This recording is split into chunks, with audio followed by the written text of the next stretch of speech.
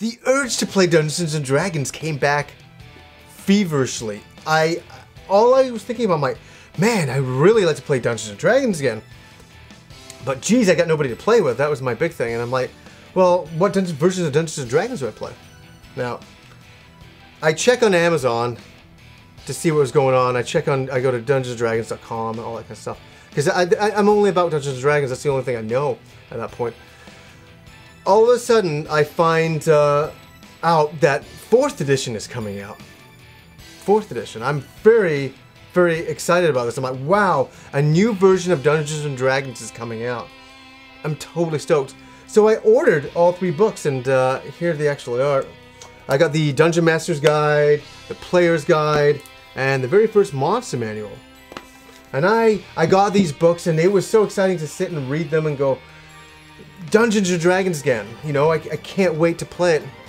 And I didn't know there was a lot of controversy going on with the 4th edition, or what would happen after 4th edition got released. I was pretty innocent to it, because for me, I'm just getting the latest version of Dungeons and Dragons. I think that's it. You know, that's good. And but there's a whole bunch of people who are playing, you know, the 3.5 rules that were very upset with Dungeons and Dragons 4th edition. They just thought it strayed, you know, too far away from what they enjoyed in the game and all of that. And this is not a debate about which version is better. I really don't care. I still play 4th edition. I like it because that's what I started with again, right? Yeah, so I started playing Dungeons and Dragons again, and I got all my friends into it. It's such a great game. And why it's such a great game, especially when you get older, is it's the only game where I found in my life, you know, my friends may be a little different than yours, but it's the only game that I can get everybody around a table. All my friends over to my place, sitting around a table, talking to each other like that. That's not a bar. And it's hilarious, honestly. People have such a stigma about Dungeons and Dragons that it's like such a nerdy game, like, roll the dice, you lose, yeah, the game is over. It's not like that, especially depends on, it's all about the DM you have and the friends you invite. It's whatever game you want it to be.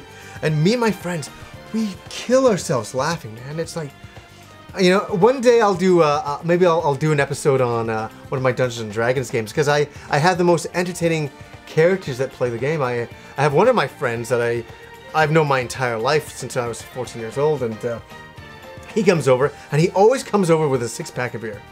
He always comes over with a 6-pack of beer, and at the end of the game, he has finished his 6-pack of beer, and he's like, he's kind of tipsy, and it's quite funny. He gets crazy in the game, absolutely crazy. But anyway, those are stories from other times. His character's called Swagger, and in the future I'll talk about his character. It's nuts, honestly. But yeah, I've really enjoyed the game over the years. And there's another thing I wanted to mention is that my first experience seeing Dungeons and Dragons wasn't Dungeons and Dragons. I worked at a comic book store in 1987. I almost forgot about this. The owner of the store and all of his friends would, on a Friday night, play in the back of the store.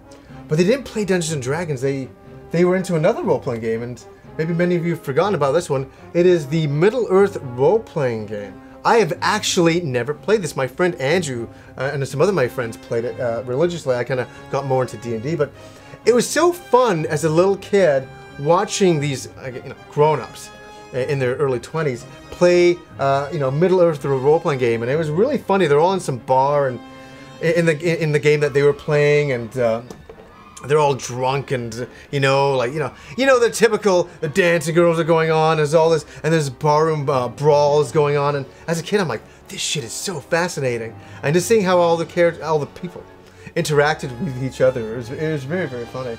You know, I discovered other role-playing games like Taylor's Lantia. That's a really old-school game. I found this when I was in Hawaii in '87. I was like, oh, what the heck is this? It's a very simplistic game, but very cool nonetheless. And my friends, Rob's brother back then, and our friends were playing this as well, the Warhammer Fantasy role-playing game. Yeah, we were interested in that. It's a little bit darker aspect to it, and that was a very cool game to play. But it's so funny how I kind of got back into Dungeons & Dragons after all those years. You know, for me, my Dungeons & Dragons was kind of first edition. It was more this edition. Where are we here? Oh yeah, I remember getting this guide when it first came out. Here we go. Second edition was the final game that I played in Dungeons & Dragons. So I didn't even see the 3.5 rules. I wasn't around for that. I wasn't playing the game. Yeah, I love the old artwork on these old books as well. They're fantastic, all hand painted, really look amazing. So, you know, another great role-playing game I almost forgot about, Pathfinder. Pathfinder's another great tabletop role-playing game. It's kind of like 3.5 rules. So if you like, you know, 3.0 rules, you'll really like this kind of game. This is a great game. Look at the first book. It's fantastically huge. Great artwork in it. What if you're just kind of getting into Dungeons and Dragons or a tabletop game? What do you do? Where do you start? And that's the big thing. Where do you start with these games? Both companies, Paizo has Pathfinder, the beginner box. Highly recommend this box. It is incredible. And this is a couple of years old now, but this is the Dungeons and Dragons starter set from Wizards of the Coast. Another good way to start a tabletop game, but it's up to you what you choose to play, and that's about it. You know, try reading a bit of Pathfinder, try to read a little bit of Dungeons and Dragons. Maybe you'll figure it out. I know that they're working on the 5th edition of Dungeons and Dragons. That's something coming off in the future. They're taking a lot of input from the fans to try to get this one a little bit more on track than 4th edition, because 4th edition created a stir that was unbelievable. But me and my friends still play 4th edition, and we like it, and I think we'll move on to 5th edition after that, because for me, I started with Dungeons and Dragons. That's a game I started with, so it's kind of like the one I'm most familiar with. I feel most comfortable with. But Pathfinder is highly recommended. It's an excellent book.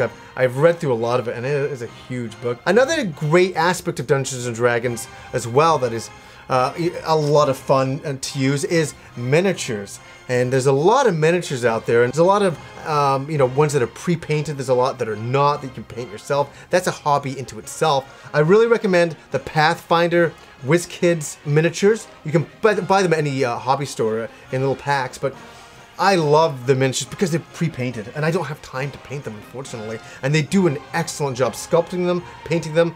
Those are the best miniatures on the market. In my mind, right now, if you don't want to paint, they're the best by far. So if you're looking for miniatures, look to Paizo. For my first Dungeons and Dragons episode, this is it, and I've had so much fun with my friends over the years playing this game. It's provided us so much entertainment.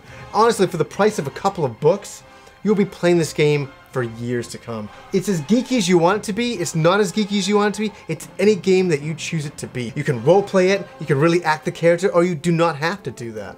You know, maybe you don't feel comfortable doing that, and my friends aren't, you know, sometimes they're like that and sometimes they're not like that, you know, so it's all up to your individual group. But I think there's always been this stigma that Dungeons and Dragons is this really nerdy, terrible thing to do, and I'm here to tell you, it's absolutely not.